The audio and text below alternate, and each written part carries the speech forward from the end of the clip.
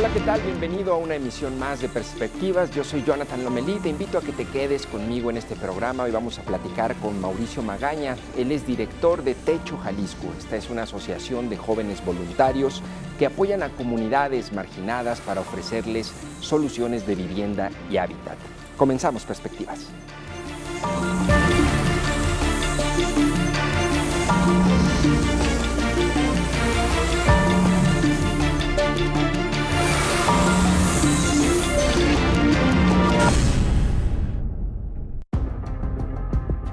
Techo es una organización conformada por jóvenes voluntarios y voluntarias que trabaja en conjunto con los habitantes de asentamientos populares para superar la situación de pobreza en América Latina a través de soluciones de vivienda y hábitat. Durante 16 años en México, Techo ha edificado más de 6,000 viviendas en 7 regiones del país. En Jalisco, más de 120 voluntarios y voluntarias han construido durante 2022 y lo que va de este año, 32 viviendas, 47 soluciones de agua, 10 baños secos y 10 huertos urbanos, entre otras acciones. Trabajan en 31 asentamientos urbanos de 5 colonias, 7 colonias vulnerables de Tlajomulco y Zapopan. Mauricio Magaña, director de Techo Jalisco, nos comparte más sobre el trabajo de esta asociación, en donde decenas trabajan sin ninguna retribución en el combate a la pobreza y la marginación. Bueno, le agradezco mucho a Mauricio Magaña, director de Techo Jalisco, que esté con nosotros en este espacio. Bienvenido, Mauricio. ¿Qué tal, Jonathan? Muchas gracias por invitarnos a hablar de Techo acá. Oye, pues me gustaría un poco que comenzáramos y que me contaras un poco sobre los orígenes de Techo. Yo recuerdo, es una asociación más o menos conocida, creo, en el consciente colectivo de la población. Yo recuerdo que eran unos chilenos que creo que fueron los que empezaron. ¿Cuál es el origen de Techo y cuánto tiempo llevan en México y puntualmente en Jalisco, Mauricio? Bueno, acá en Techo se inició efectivamente en Chile como un proyecto que salió de unos alumnos de una universidad en la capital por allá. Y lo que quisieron hacer fue primero era parte de un proyecto jesuita de misiones. Y se dieron cuenta que después de un terremoto, de un sismo, hubo una necesidad de poder hacer una iglesia. Cuando hicieron la iglesia se dieron cuenta de que había muchas más necesidades dentro de la comunidad con la que estaban trabajando, y así es como nace el primer modelo de vivienda que tenemos en Techo Latinoamérica. Y a partir de ahí se fue esparciendo a las otras regiones, Colombia, Brasil, Argentina, obviamente a México hace 16 años, y aquí en Jalisco estamos desde hace 12. Hace 12 años aquí. Correcto. En Jalisco. Oye, y a ver, sé que tienen, se les conoce por el tema de la vivienda, pero ¿qué derechos son los que ustedes promueven y defienden con su trabajo en la asociación civil? Bueno, temas desde el acceso a la vivienda digna, vivienda adecuada en este caso, temas de acceso a servicios básicos, servicio a la salud, a la educación, el tema también incluso del derecho a la ciudad, que es un derecho relativamente nuevo, pero también bastante necesario platicarlo día con día. ¿Tú qué edad tienes, Mauricio? Tengo 25 años. 25, ¿y hace cuánto que estás en Techo Jalisco? Inicié hace 8 años en la organización. Hace 8 años. ¿Y ya como director y trabajando formalmente hace cuánto? Empecé hace 4 años a trabajar en Techo y llevo poco más, año y medio como director de la oficina de acá. Pero, o sea, durante 4 años hiciste voluntariado. Completamente. Completamente. ¿Qué se necesita para ser voluntario en Techo? Ganas, realmente. No hay una necesidad como tal. Trabajamos con voluntarios desde los 15, 16 años hasta gente que, por el perfil que tenemos, gente hasta como los 30 años, pero realmente cualquier persona que esté interesada en colaborar o en formar parte de Techo puede hacerlo sin problemas. ¿Y en tu caso, tú cómo te enteraste o de dónde surgió este interés? Cuando yo estaba en la preparatoria había un proyecto de servicio social que existía por ahí. No me tocó en su momento participar, pero yo estuve muy interesado. Entonces, durante años estuve buscando la manera de poder formar parte de Techo, y hasta que por fin lo logré, inmediatamente me enamoré del proyecto y me quedé en él. O sea, pues prácticamente empezaste, eras menor de edad, ¿no? Sí, o sea, a los 17 años. A los 17 años. ¿Y cuánto tiempo le dedicas en promedio a la asociación?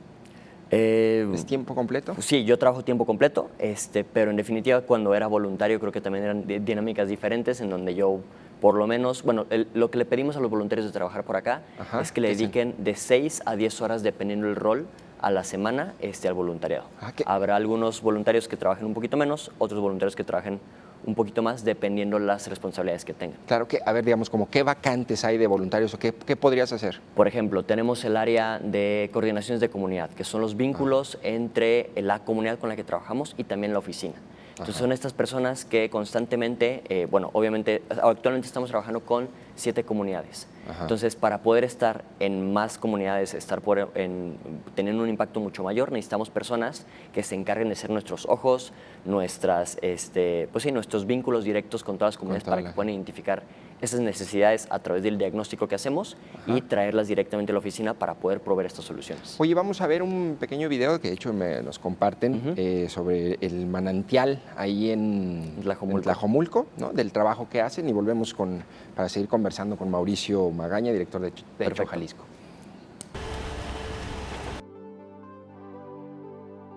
Hace un par de semanas estrenamos el nuevo modelo de vivienda en Jalisco, en la comunidad El Manantial, la cual también se abrió recientemente.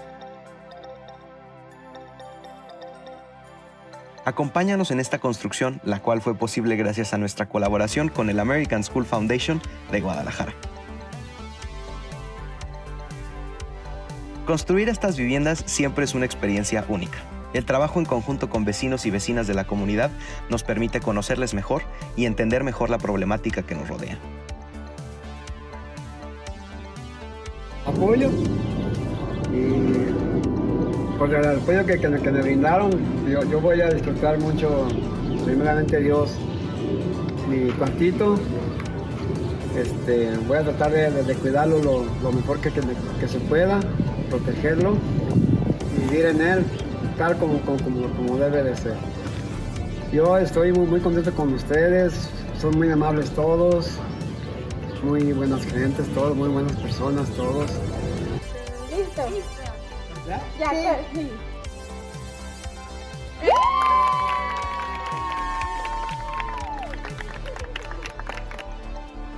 Constantemente abrimos convocatorias para que tú te puedas involucrar también en este proceso constructivo. Asegúrate de seguirnos en todas nuestras redes para que no te pierdas de esto. A ver, 2 preguntas, Mauricio. Primero, ¿cómo se llama el señor? ¿Sabes cómo se llama el señor? Sí, el señor es Felipe. Es Felipe. A ver, ¿cómo llegaron a Felipe? ¿No? Bueno, nosotros ¿Cuál es su historia? Empezamos a trabajar en la comunidad del Manantial en septiembre del 2021. Nos acercamos, bueno, hay todo un proceso para identificar con qué comunidades. Eso. ¿Cómo diagnostican? Es decir, porque zonas marginales y asentamientos. Hay maneras bien sencillas. Algunas trabajamos directamente con personas que a lo mejor ya identifiquen. Por ejemplo, ahorita abrimos una comunidad a través del DIF que nos buscaron y identificamos. Hay otras que le decimos bola de nieve, en donde preguntamos y le decimos, oye, ¿dónde sabes que hay una situación, dónde hay necesidad de vivienda, etcétera? Y nos vamos acercando al punto en el que llegamos. Y así fue como llegamos al Manantial. La estrategia bola de nieve. Okay. Exactamente. Así llegaron con Felipe, ¿va? Exactamente. Ok.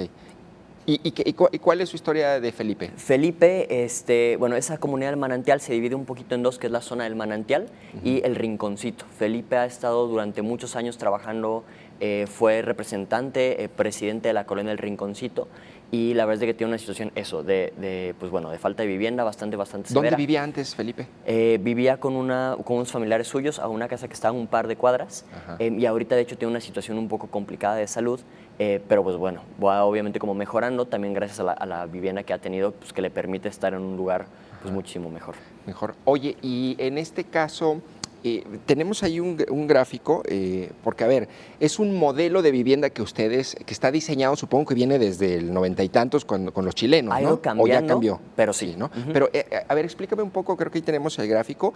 Es un cuartito, y entiendo que es como un cuartito y que se puede ir haciendo o como ampliando, ¿no? ¿Cuánto cuesta? ¿Qué materiales usan? ¿Qué tan difícil es como conseguir los materiales? ¿En cuánto tiempo la construyen? Explícame un poco sobre eso. Perfecto. Pues bueno, la vivienda nosotros le llamamos vivienda progresiva de emergencia.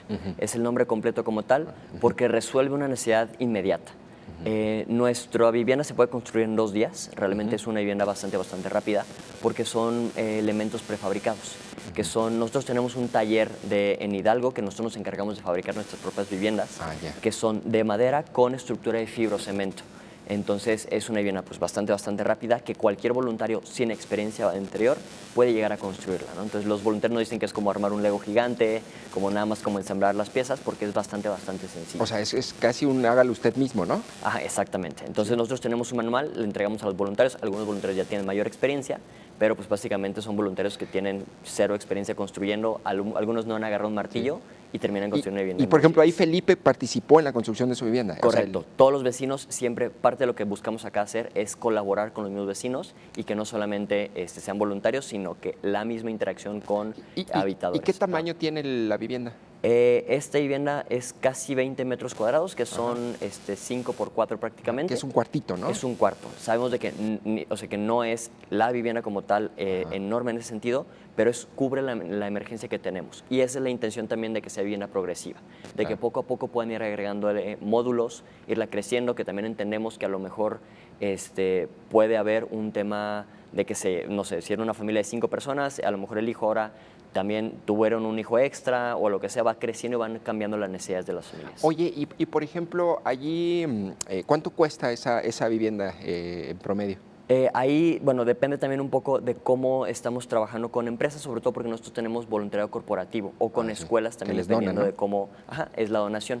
Entonces, nosotros, por ejemplo, buscamos con diferentes aliados con los que tenemos y que ellos se suman a la construcción a través de un tema de team building, de trabajo con los colaboradores, etcétera, y que se van un fin de semana toda la empresa a construir viviendas. Digamos, pero un costo promedio de un módulo aproximadamente son 90,000 pesos. 90,000 pesos. Oye, y pues allí, digamos, ustedes trabajan en asentamientos también irregulares y todo esto, pero por ejemplo, allí el terreno de Felipe, pues ¿era de él o nomás así llegó y se puso? No, ¿o qué? sí, todos los asentamientos con los que trabajamos, bueno, cada situación es completamente distinta. Hay situaciones en donde muchos son ejidos, otras Claro, son no. situaciones en donde se encuentran en zona de riesgo por a lo mejor un cambio que hubo, alguna situación. Entonces, cada una de las comunidades tiene una situación completamente distinta. Pero creo que aquí lo importante es entender de que todo el mundo necesita de dónde vivir y sobre todo entender de que esas necesidades las hay en todo México, donde tenemos un país en donde por lo menos 22 millones de personas están en situación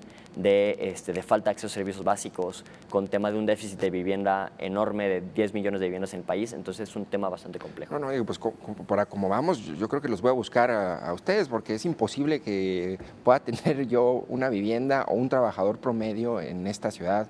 Es imposible ya con los precios que están, ¿no? Correcto. En esta. Sí. Pero bueno, oye, y en el tema, por ejemplo, de los digamos, de estos asentamientos o estos lugares, ¿qué requisitos piden ustedes, por ejemplo, para que una persona como Felipe pueda acceder a esa vivienda? Es decir, ¿les tienen que demostrar, no sé, ingresos o cómo eligen? Porque supongo que tienen muchas demandas ¿no? Sí. Nosotros, bueno, hoy te puedo decir, hoy en día, que por lo menos, hacemos una encuesta de caracterización de hogares, es lo que hacemos. Y esta nos permite saber datos de las familias desde los ingresos, desde la materialidad de la vivienda, si se encuentran en piso de tierra o la situación de hacinamiento que pueden llegar a tener las familias. Que el hacinamiento es que haya muchas personas dentro de un mismo cuarto o una misma vivienda habitando juntos. Entonces, hoy en día te puedo decir que con base en estos mismos encuestas que hemos realizado, tenemos poco más de 100 viviendas que hoy, en ese momento, les podrá construir una vivienda. Entonces, a partir de ahí es un tema como bastante fuerte, ¿no? Este año apenas llevamos 19 viviendas construidas en las 7 comunidades con las que hemos estado colaborando. Que de hecho tengo ahí el mapa para que lo veamos. ¿En qué comunidades, en qué municipios están? Estamos trabajando al norte de Zapopan, en Nueva España y en Mesas Coloradas.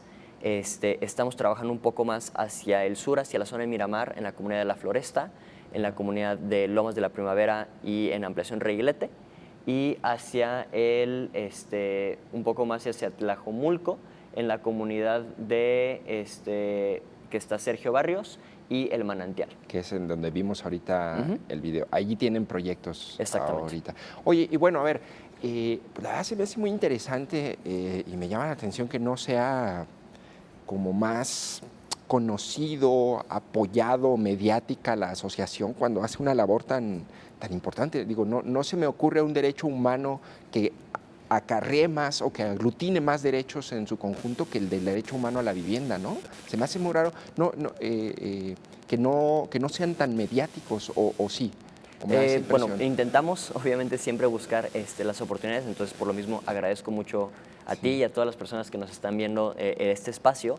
Pero sí, creo que a final de cuentas la vivienda es nuestro primer todo, ¿no? Una vez que nacemos a lo mejor en un hospital o incluso algunas personas nacen en sus propias viviendas y pasamos la mayor parte de nuestras vidas en nuestras viviendas. Sí. Entonces, entender que desde ahí cubrir esta necesidad es pues es eso, es una necesidad inmediata que tenemos que cubrir en todo el país. Dices que llegaron a Jalisco hace ¿cuánto? 12 años. 12 años. ¿Y cuánto dura un módulo de vivienda de estos? La verdad es de que, bueno, yo he visto viviendas que tienen más de 15 años y todavía están en bastante buen estado. Sobre todo también varía pues el cuidado que le puedan dar las familias, ¿no? Habrá unas que de verdad llevo viéndolas 10 años y se ven bastante bonitas. ¿Dónde está la primera vivienda de techo en Jalisco?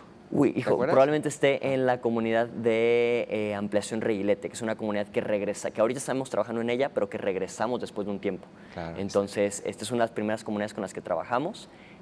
Pero pues eso, la verdad es de que ahora sí que no me tocó estar en su ¿No? momento. Pero Estaría padrísimo sí. rastrear a la primera persona que tuvo su techo Jalisco, En Jalisco, correcto. en la colonia, ¿no? Sería Estaría muy padre. muy bueno. Oye, pero a ver, no solamente hacen estos módulos, ¿no? ¿Qué materiales son? ¿Es lámina, pino? Bueno, es madera, depende si es de pino o de oyamel, ahora sí que no estoy 100% seguro, Ajá. dependiendo ahí las necesidades de madera, y son fibrocemento o cempanel también se le conoce. Claro, ok. Oye, bueno, un trabajo que hacen adicional, es decir, se entiende y se ve a techo como pues una vivienda, pero en realidad hacen otras labores complementarias de cohesión comunitaria y de acciones de generar un hábitat y un espacio digno. Vamos a ver este proyecto que me pareció muy interesante de los baños secos que les llaman ustedes, o sea, ustedes también apoyan en eso, con huertos, ¿no? ¿Cómo funcionan eso? Ahorita ahí tenemos el gráfico. ¿En qué consiste ese tipo de apoyos o proyectos a la comunidad? A las Tenemos comunidades? diferentes proyectos de saneamiento. Creo que también es entender que nos necesitamos hacer cargo como poblaciones de nuestro saneamiento, ¿no? Del drenaje. Hoy en día, si le bajas al baño, no tienes idea hacia dónde se van estos desechos, pero estamos de alguna manera contaminando o afectando a lo que vivimos a la redonda, ¿no?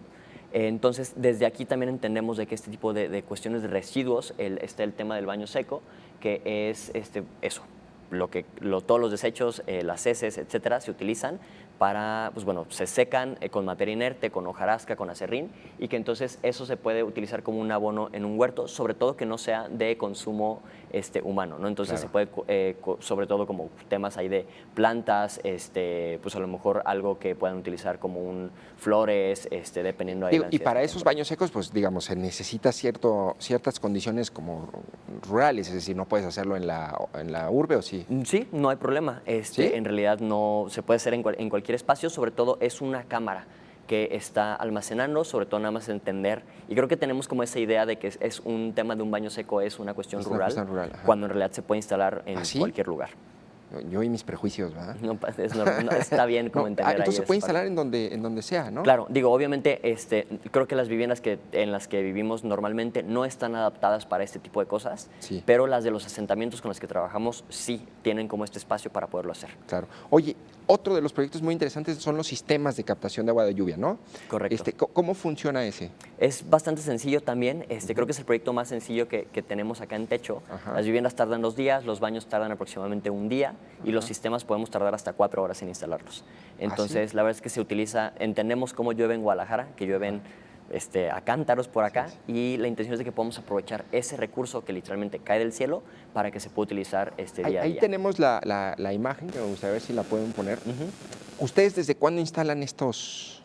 ¿Cómo les llaman Comenzamos, ustedes? Sistemas de captación de agua de lluvia, o SCAL, por sus siglas. Ajá. Esta es una imagen que se ve en un modelo de vivienda, modelo de vivienda anterior, pero es bastante sencillo, ¿no? Lo que nos utilizamos es principalmente utilizamos la gravedad para llevar el agua hacia un filtro de primeras lluvias. Ajá. Y a partir de ahí que se vaya directamente al tinaco. Entonces, ¿Cuántos de estos han instalado ustedes? creo que tenemos aproximadamente, el último número que revisé, tenemos más de 400 instalados. A pesar de que empezamos en el 2019 a instalarlos, hemos construido muchísimo más. O a comparación de las 550 viviendas que tenemos en menos tiempo, porque pues, es más fácil de instalar. 550 viviendas en Jalisco. Ajá. Y unos 400 sistemas de captación de agua. Correcto. ¿Y comenzaron cuándo? Los sistemas en el 2019. En el 2019. Oye, ¿y más o menos cuánto cuesta uno de estos sistemas? Los sistemas están aproximadamente en 25,000 pesos. 25,000 pesos. Oye, me llama la atención porque el gobierno del estado tiene un programa que se llama Nidos de Lluvia, digamos, me parece loable y todo. Correcto. Pero, ¿tú qué opinas de ese programa? Me gusta bastante, creo que a final de cuentas, creo que Techo no lo puede hacer todo. a mí me encantaría que pudiéramos estar en todos lados al mismo tiempo, pero creo que es importante que podamos aliarnos también de, por ejemplo, en este caso es Isla Urbana los que se encargan de instalar los nidos de lluvia, y nosotros somos colaboradores también de Isla Urbana haciendo nuestros propios sistemas de captación de agua de lluvia, ¿no? Entonces, creo que es importante de que mientras más podamos aprovechar este recurso que literalmente nos cae del cielo, mucho mejor. Oye, y luego a mí me llama mucho la atención cómo de pronto esos programas, digo, que están bien, son muy loables y son necesarios, pero luego de repente, no sé, son prácticamente el emblema de gobierno, los llevan y están premiados en Francia, en Alemania, en Europa, y ustedes lo hacen desde 2019 y tienen 400 y no han hecho como todo ese escándalo. Luego también ese tipo de programas y apoyos se pueden prestar como al marketing o al proselitismo político, ¿no? Creo que, bueno, nosotros no trabajamos directamente con partidos políticos. Sí nos gustaría trabajar con gobierno, o lo hacemos en ciertos momentos, sobre todo buscando oportunidades en donde podamos brindar estos servicios a todas las demás personas, ¿no? Sí. Entonces, más que tratar de que se cuelguen la medallita o cualquier otra cosa que suele suceder con muchos otros proyectos, Sí. en este caso lo que buscamos en Techo es eso, entregar resultados a las familias. Claro, que no sea. Oye, y aparte hacen sedes comunitarias, ¿no? Correcto. ¿Eso qué son? Las sedes comunitarias son tal cual, es una vivienda doble en cuestiones de tamaño, en donde que sea un espacio que le podemos entregar a la comunidad para que sean espacios donde se puedan reunir para hacer las asambleas, espacios donde los niños puedan ejecutar, no sé, talleres de dibujo, se me ocurre que ejecutan por ahí, espacios de reunión, espacios como de convivencias o sea, como todo lo que necesita la comunidad, porque muchas veces no hay un espacio en donde reunirse, donde verse, y es lo que les podemos brindar a la comunidad. Claro. Oye, y en ese sentido, ¿en dónde han creado o construido estos espacios? Ahorita hemos tenido varias sedes, una en una comunidad con la que ya no estamos trabajando, en la zona de Miramar, y otra en la comunidad de Lomas de la Primavera, que también está en esa misma zona. Sí, ¿y qué es? ¿Es también como una casa? Ajá, es una casa doble, que entonces Ajá. tiene, pues debe de medir como 6 por 6 metros. Ajá. Entonces es un espacio que comunitariamente se organizan para poder utilizarlo, para abrir, que tenga las llaves y quienes se encargan. ¿Y qué de utilizarlo. actividades realizan? En esa comunidad, bueno, principalmente las asambleas de techo, fin de semana tras fin de semana, pero también tenemos, pues bueno, eso, lo utilizan para talleres, han utilizado para talleres de salud, para talleres de dibujo para infancias, temas de un taller que hemos también estado ejecutando en cuestiones de fomento al trabajo, pues ahora sí que varía lo que estén haciendo Oye, por ahí. ¿quiénes son estas personas estos ciudadanos a los que ustedes ayudan? ¿Los podrías o sea, generalmente viven en estas colonias, pero es decir, ¿cuál es como su perfil? Pues son personas Socioeconómico, trabajadoras, evidentemente, Sí. que sí se encuentran en situación de pobreza, en situación de vulnerabilidad y que tienen carencia a diferentes derechos sociales. Sí. Entonces pueden ser personas que a veces sí tienen hasta la prepa, algunos tienen hasta la primaria, dependiendo ahora sí que en cuestiones de educación, de todo lo que tengan. Veía ahí un dato, tenemos una gráfica ahí sobre los resultados de 2022, que entiendo acaban de presentar ustedes como como un informe de resultados, ¿no? ¿Nos podrías allí comentar un poco sobre qué resultados han tenido en este año y el anterior? Sí, bueno, hemos estado en este periodo del 2023 y el 2022 construimos poco más de 40 viviendas y poco más de 40 sistemas de captación de agua de lluvia. Y ahorita apenas estamos empezando también a trabajar el tema de nuevos sistemas de captación de agua de lluvia porque empezó a llover apenas ayer. Claro. Y pues todavía nos queda un montón por hacer. También instalamos 10 huertos y 10 baños en la comunidad de El Manantial, la que vimos en el video.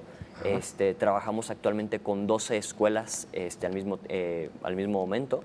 Y también tenemos ahí, pues eso, estamos ahorita con un equipo de más de 120 voluntarios participando en todos estos proyectos. Y digamos, y trabajando directamente... Somos solo 2 personas y media, porque es un medio tiempo los que trabajamos pues de planta de alguna manera en techo.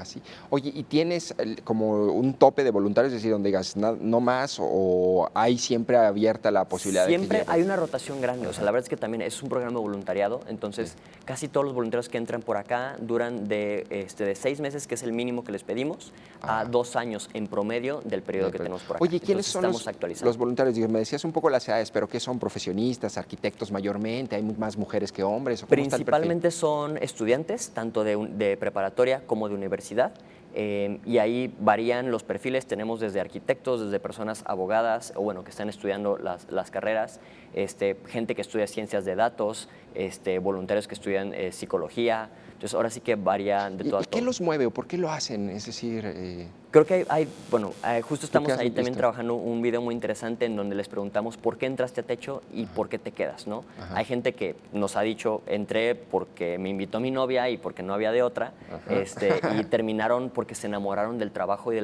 las alianzas que se pueden hacer con las familias.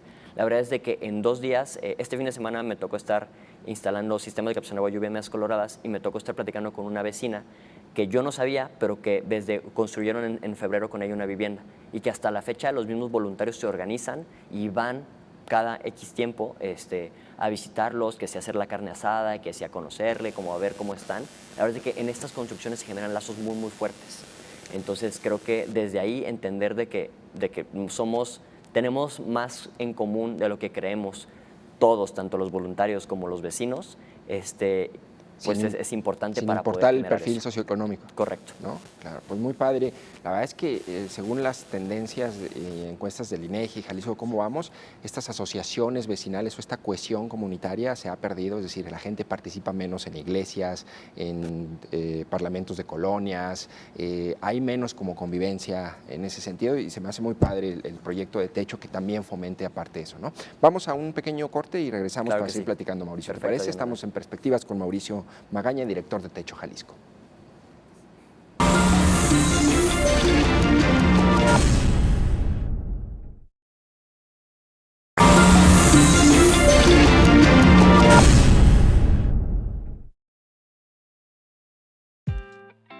Hola, soy Diego. Estamos hoy en la comunidad de Lomas de Tezistán y estamos empezando el día 1 de la construcción del primer parque comunitario aquí en Jalisco. Los parques son esenciales para el desarrollo de una comunidad. Un parque es el lugar en donde vecinos se conocen, niños y niñas forman amistades de por vida y ese espíritu de colectividad se crea con cada interacción.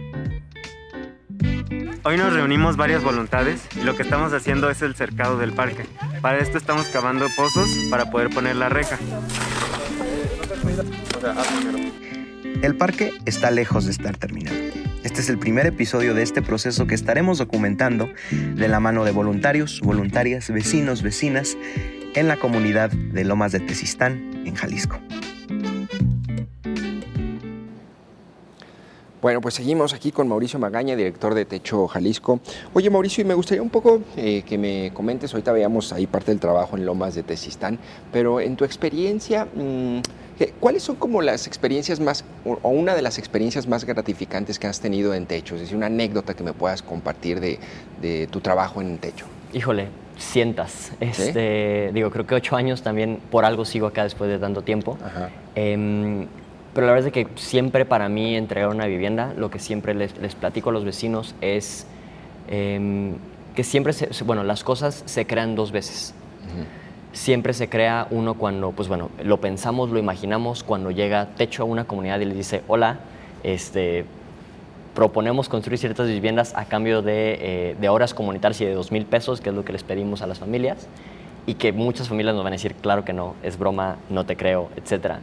Y la segunda vez que se caen las cosas es que cuando ya lo podemos presenciar o ya lo podemos ver de manera física, ¿no? Entonces, entender de que siempre todo parte de un sueño, ¿no? O sea, como entender de que es una idea, un sueño, algo que tenemos poco a poco y que para poder llegar a eso hay un largo camino, pero siempre buscamos como... Y no es difícil así, que de repente llegan, oye, 2,000 pesos y te construye una vivienda y no Sí. te ven así como, me va a timar. Exacto, es bastante complejo siempre en un principio y sobre todo porque muchas veces los asentamientos o los vecinos de los asentamientos han sido ya engañados en ocasiones anteriores. ¿Ah, sí?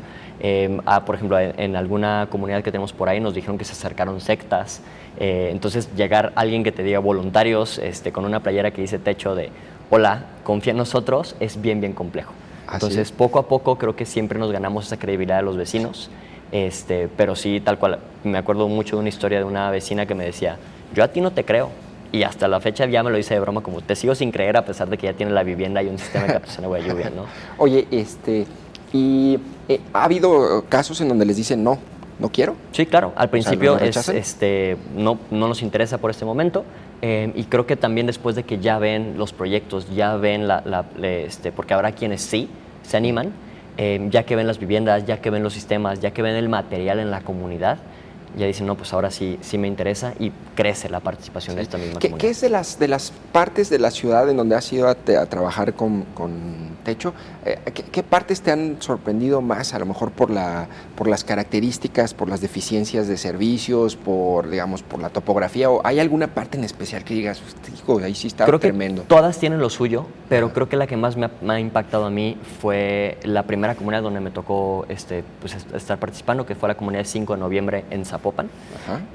Ahí en la zona de Miramar, sobre todo porque fue en mi primera construcción hace 8 años, en donde me subí al techo de una vivienda para poderlo pijar y para poder atornillar estas piezas necesarias.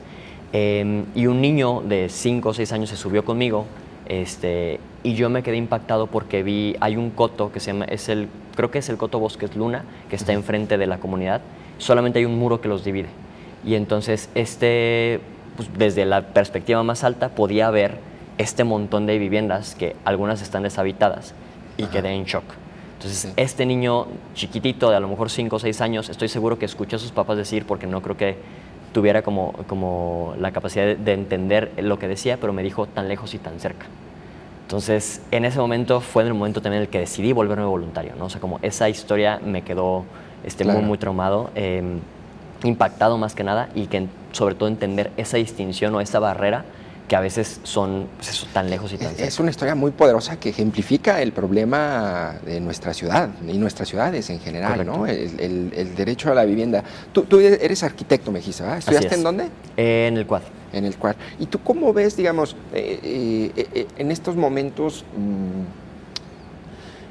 por qué tenemos un problema con la vivienda, ¿no? Teniendo tantas viviendas, constructores, es decir, es una responsabilidad de quién. ¿Es el gobierno que no impulsa? ¿Es el mercado voraz que ya se ha acaparado como todo esto como un negocio? ¿Es la corrupción? ¿Por qué tenemos una crisis de vivienda como la que vivimos hoy? Creo que sí es importante entender la situación del mercado inmobiliario que tenemos ahorita, que mucho se especula que la vivienda no se utiliza para habitar, sino se utiliza para vender, para comprar, para generar una ganancia, y eso también nos trae problemáticas porque también la especulación inmobiliaria hace que los precios de la vivienda se encarezcan.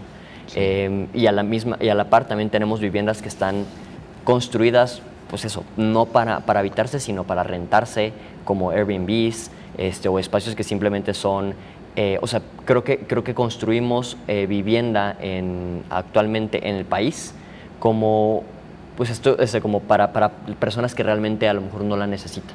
Claro. Entonces, porque al momento Jalisco es el municipio de Zapopan es uno de los municipios que más vivienda deshabitada nueva tienen desocupada.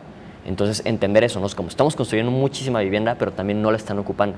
Entonces, ¿qué se está haciendo con toda esa vivienda? Claro. Se está o vendiendo o se está utilizando. Entonces, entender que desde ahí también podemos hacer cosas, pues eso, como de pedir en cuestiones de legislación de la vivienda, en cuestiones incluso de nuestros caseros, como llegar a acuerdos distintos, pero también como arquitectos creo que tenemos una misión de diseñar vivienda y de pensar vivienda para las demás personas. Normalmente al arquitecto desde la carrera se nos pide como diseña torres de departamentos, claro. Sé como muy puntual en esto, o sea, en el tipo de proyectos que hacemos, pero pocas veces volteamos a ver a este otro 55 millones de personas que están en situación de pobreza y que a lo mejor no pueden acceder a algunos de los proyectos que diseñamos durante la carrera. Claro. Oye, que además pues hay una diferencia enorme entre la vivienda como entendida como propiedad y la vivienda entendida como derecho, ¿no? Es decir, no es que podrías no ser dueño de la vivienda, pero tener una vivienda donde vivir, ¿no? Es decir, esas alternativas deberían existir, ¿no? Correcto, sí, y creo que es importante también entender que cuando hablamos de derecho a la vivienda,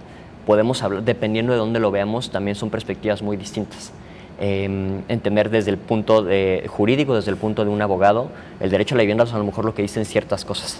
Ajá. Y el tema desde un arquitecto, a lo mejor son ciertas regulaciones que te dicen no, es que esta vivienda no es digna o no es adecuada en ciertas cosas.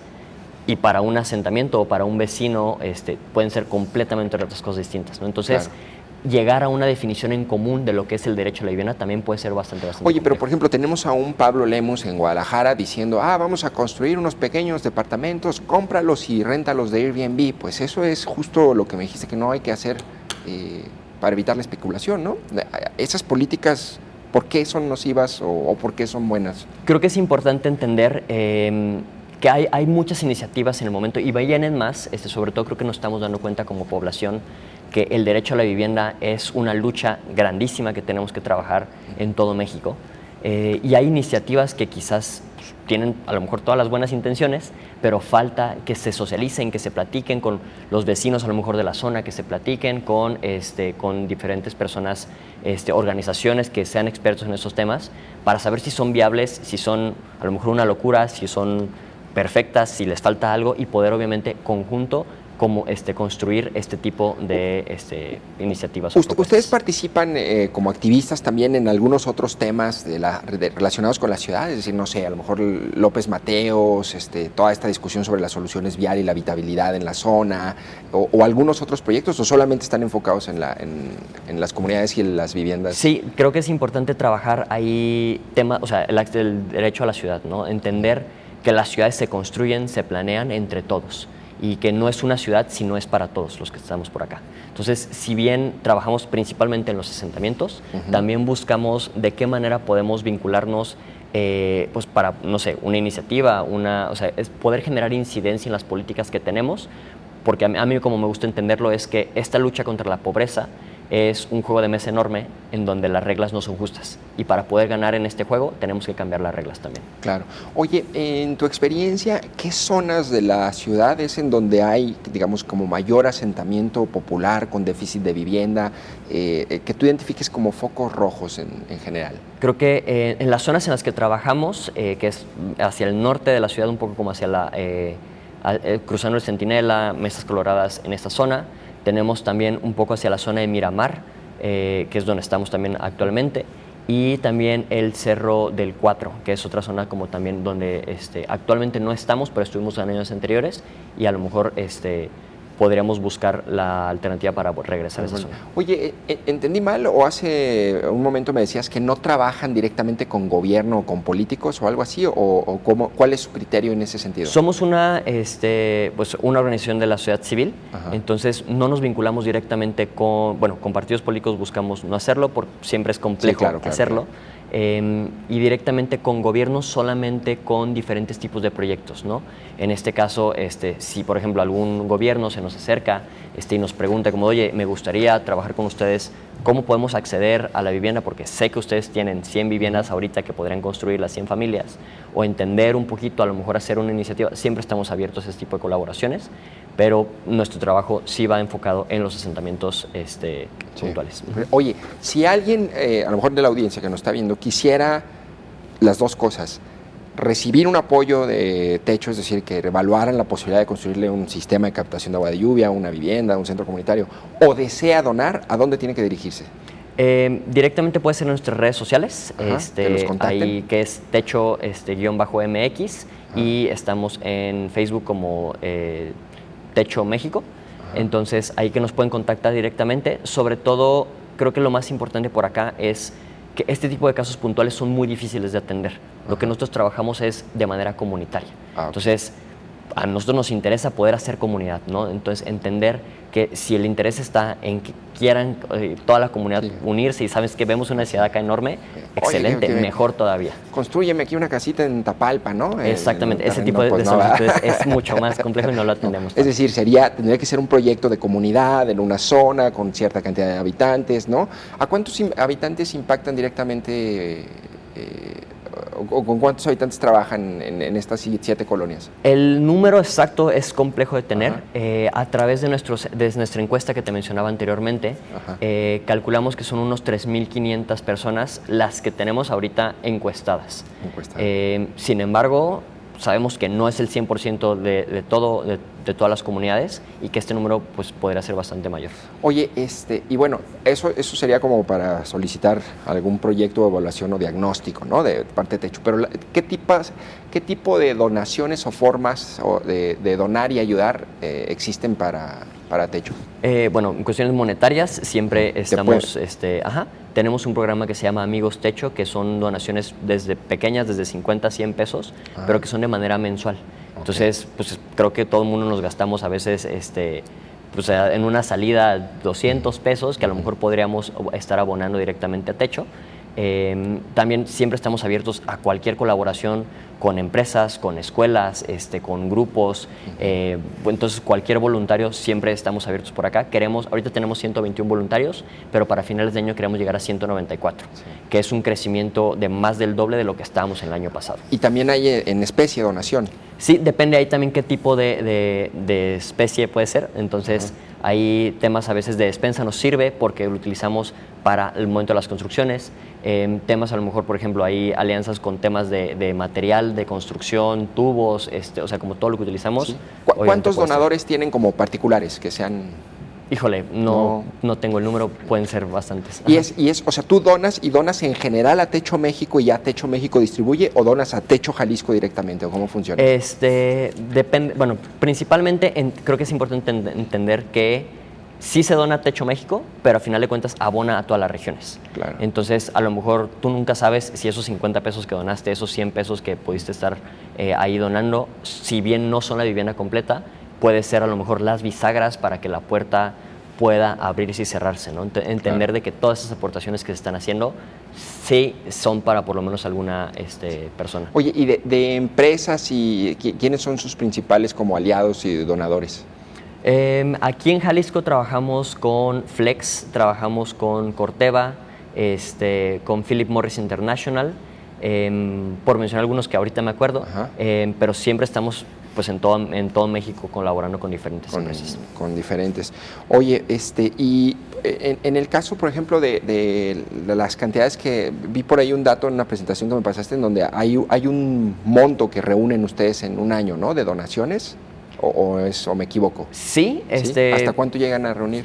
Creo que en el último periodo fueron más de 5 millones de pesos en Jalisco específicamente. Solo en Jalisco. Solo en Jalisco. De donaciones, ¿no?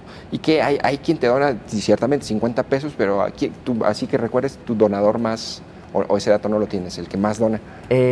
No lo tengo ahorita a la mano, ese dato, porque son varios los que pueden estar por ahí, pero tenemos, sobre todo las alianzas a veces nos traen cosas que no son solamente temas económicos, ¿no? Entonces, por ejemplo, tenemos una alianza muy grande con el Colegio Americano aquí en Guadalajara. Claro. Y ellos también, pues, año con año han estado colaborando con nosotros, pero también traen muchos voluntarios que siempre se van formando para generar nuevos líderes el día de mañana, ¿no? Entonces, claro. Es otro tipo que a lo mejor no se puede contabilizar, pero también forma parte de lo que hacemos con ellos. Oye, ¿y de proyectos a corto, mediano plazo para Techo qué hay? Tenemos, pues ahorita, a corto plazo tenemos varios sistemas de captación de agua de lluvia, porque están ya empezando. El jueves pasado estuvimos instalando 5 sistemas en mesas coloradas, vienen todavía más para mesas coloradas. Dices que esos los instalan en 4 horas, ¿verdad? Sí, aproximadamente. Ya vienen como, o sea, ustedes ya los tienen como todo el material o lo compran cada... Tenemos el material ya con proveedores, hacemos una semana antes de la actividad, se les hace la descarga de material a las familias, se les entrega y entonces para el momento ya nada más les pedimos que tengan ciertas cosas listas y se les instala. ¿Y cuánto deben rapidísimo. donar las familias? Se les pide una cuota solidaria que le llamamos, dependiendo del proyecto. Para la vivienda son 2,000 pesos, para los sistemas de captación de agua y lluvia son 400, sobre todo porque también buscamos que con este dinero se pueda reinvertir directamente en la comunidad para otros proyectos comunitarios. Y en el caso de de la captación de agua y lluvia, sí también tiene que ser en un proyecto comunitario, ¿ah? Si no es, o sea, no puede ser aislado como... Correcto. ¿No? O sea, como parte Así es. del trabajo. Ok. ¿Y algún otro proyecto para de aquí a...? Estamos terminando un segundo parque también, como ahorita vimos el video de un parque que tenemos por acá, en Lomas de Tezistán, pero estamos haciendo uno segundo en la comunidad de Lomas de la Primavera. Entonces, pues es otro proyecto grande porque también los parques no son tan sencillos de construir, pero pues tenemos ahí el espacio que estamos poco a poco trabajándolo. Oye, ¿y en qué otras ciudades o estados está Techo? Estamos en otros 5 estados de la República actualmente, en Estado de México, Ciudad de México, Nuevo León, Puebla, Querétaro, y por ahí tenemos la mira a abrir otras 3 regiones al norte y un poco como al sur y a la península. ¿Cómo está organizada la asociación, digamos? Porque está además en muchos países en América Latina, ¿no? Es decir, ¿cómo funciona la estructura para poder...? De hecho, México se rige de alguna manera por sí solo, pero trabajamos con lineamientos internacionales que recibimos de la Oficina Internacional, en este caso. Que está en Chile, supongo. Que está en Chile. Ok, sí. Y esos lineamientos ya son los que ustedes siguen y a partir de eso ya... pueden ustedes, si yo quisiera, por ejemplo, abrir una filial de Techo en alguna otra ciudad, ¿eso es posible o no? Sí, ahí lo que requerimos sobre todo son principales como 3 cosas. Uno, alianzas como directamente con escuelas para poder tener como grueso de voluntarios que van a estar como trabajando con nosotros. Un financiamiento para poder trabajar por lo menos 2 años en esa sede. Y la ubicación o cómo empezar a trabajar temas de los asentamientos en donde podemos empezar a movernos. Están apoyando, entendí, también a los de la floresta que desalojaron en Zapopan, ¿verdad? Correcto. ¿Qué ha pasado? ¿Cuántos desalojaron en esa...? Creo que fueron más de 70 familias. Más de 70. ¿Y cómo los están apoyando allí? Ahí tenemos un proceso legal que no puedo decir también bastante porque estamos todavía en ese proceso, pero que sí hemos estado buscando metimos una demanda de amparo para evitar futuros desalojos, pero también como para poder restituirles el daño que se les causaron a estas familias. Claro, que allí es un poco complejo, ¿no? Porque digo, un poco para que recuerde la audiencia, es esta zona se llama el Garabato, o ¿cómo se llama el arroyo? Es arroyo seco. Arroyo seco, pero no sé, lo confundí. El arroyo seco, ¿no? Que estaban en un asentamiento, el gobierno de Zapopan los desaloja, porque generalmente cuando vienen las lluvias hay riesgo y hay inundaciones y muertes, ¿no? Y ahorita, ¿dónde están viviendo todas estas personas? Estas personas están, la verdad es que ni siquiera sé dónde están viviendo todas. Muchos se fueron con familiares en la zona cercana, otros se fueron de la zona completamente, pero creo que es bien importante entender que ellos ya tenían también bastante tiempo asentados ahí. Y hay incluso registros del RAM, que es el registro agrario nacional que tenemos por ahí, de que ya estaban asentados y que tenían permiso de diferentes maneras. Entonces los documentos los tenían en ese sentido. Entonces creo que es como también entender si bien a lo mejor puede que a lo mejor estén en situación de riesgo porque cambiaron los temas de cómo las corrientes funcionaron, pero entender de que lo que se hizo en la floresta no se puede volver a repetir. Había niños que se fueron a la escuela a las 7 de la mañana y regresaron y ya no tenían viviendas. Entonces, de 7 de la mañana llegaron. Digo, ahí es un debate complejo porque ahí el gobierno lo que dice es, bueno, es que después me van a reclamar que no hice nada porque se inundó esta casa y perdimos vidas, ¿no? Y además están asentados en una zona irregular, ¿no? Además de riesgosa, irregular, ¿no? Es decir, ¿cómo resuelves ese dilema en donde el gobierno tiene que proteger una vida y tiene que garantizar un derecho? ¿Cómo debió haber ocurrido? Creo que tiene que hacer los dos, o sea, en ese sentido, por lo menos hay procesos, o sea, no es como que estemos cerrados a procesos de reubicación, cerrados en ciertas cosas, pero entender de que lo que se hizo no debería volver a pasar. Claro. Entonces, no es lo mismo llegar y decirte, oye, mira, te propongo esto, tengo estas iniciativas, estos mecanismos, a llegar con la fuerza como lo hicieron en su momento en la floresta. Que prácticamente los desalojaron y ya, ¿verdad? No hubo mediación, no hubo ni siquiera aviso, entonces sí fue bastante complejo. Bastante. Oye, y en ese sentido, ¿hay muchos asentamientos irregulares en la ciudad? Sí, trabajamos directamente también con el IMEPLAN hace un par de años para identificamos más de 120 asentamientos que se encuentran en esta situación. Sí. También es una cosa bastante compleja, que no son censados o no son contemplados muchas veces estos asentamientos de los que tenemos. Entonces ahí tuvimos otro proceso hace ya un par de años con el INEGI, como una demanda con el INEGI, en donde lo ganamos y la Suprema Corte de Justicia falló a nuestro favor diciendo que los asentamientos sí deben de ser censados y que sí tienen, pues bueno, lo acreditan el tema de la tierra que tienen ellos. Sí, y que según, digo, eres arquitecto, pero me imagino que algo estás enterado, según la ley, ¿qué tiene que pasar para que, digamos, en algún momento dado se te garantice poder permanecer allí o se te repare el daño si se te desaloja? Es decir, ¿debes llevar ahí que 2 generaciones o cómo funciona? Es un proceso complejo dependiendo de la situación de cada terreno. Ahora sí que son temas legales que hasta la fecha, después de tanto tiempo, sigo sin poder entender al 100%. Entonces, dependerá, no es lo mismo una zona de ejido a una zona que a lo mejor fue un malentendido y que, porque eso también sucede seguido, ¿no? Como se les venden los terrenos y a lo mejor es alguien que ni siquiera tenía los derechos para ceder eso, ¿no? Pero son familias que llevan ahí a lo mejor 20 años viviendo y que vivieron engañados de alguna manera. Que en realidad son víctimas, ¿no? Exactamente. ¿Sí ocurre mucho eso? Es decir, que lleguen ustedes a comunidades y digan, bueno, pues tengo un papel pero resultó falso o es falso. Sí, puede suceder también, ¿sí? Bastante. ¿Cómo funciona ese tipo de estafas o engañas? ¿Tú sabes? La verdad es que no, creo que dependerá cada uno de los asentamientos. Te digo, son tantos con los que hemos trabajado que cada una situación no es única, sino que de verdad varía de uno a otro y podemos tener diferentes situaciones. Diferentes situaciones, bueno. Y finalmente, este año entonces terminan con más casas. ¿Cuántas van a construir, dices? Tenemos la mira de llegar a 50, es nuestra 50. meta este año. Actualmente llevamos 19, sobre todo como eso, sumando o buscando que otras organizaciones, que otras instituciones, empresas, lo que sea, nos ayuden a llegar a esta meta. ¿Qué es lo que más necesitan ahorita? Pues bueno, alianzas en todos los sentidos, incluso tú lo mencionaste, ¿no? También como el tema de que a lo mejor no somos tan conocidos como nos gustaría hacerlo, alianzas directamente pues con medios, con empresas, con escuelas, para poder crecer de la manera en la que queremos llegar. Sí, claro, que eso es lo que te comentaba, ¿no? Que a mí me parecía que hacen muy buena labor, pero son poco conocidos, ¿no? O sea, mediáticamente no son muy... Creo que nos estamos posicionando bastante bien, digo, también no somos una organización que lleva tantos años como lo pueden ser otras organizaciones internacionales, por lo menos en México. Creo que en Chile, yo no, llevo 25 años, es conocida perfectamente bien por allá. Entonces, aquí, a pesar de que llevamos 16, estamos pues eso, buscando crecer muchísimo más. ¿Hay algunas otras asociaciones similares o que hagan proyectos de este tipo relacionados con vivienda aquí en México o no? Sí, un par, sí las identifico, pero creo que somos de las más grandes que hay en México. De las más grandes que hay en México, ¿no? ¿Y hacen falta más o en tu opinión qué...? Sí, creo que es eso. El problema, te mencionaba que por lo menos tenemos un déficit de vivienda de 10 millones de viviendas, creo que entre 8 y 10, no me acuerdo cuál es el número exacto. Pero pues bueno, a pesar de que Techo pudiera construir 100,000 viviendas al año, claro, no.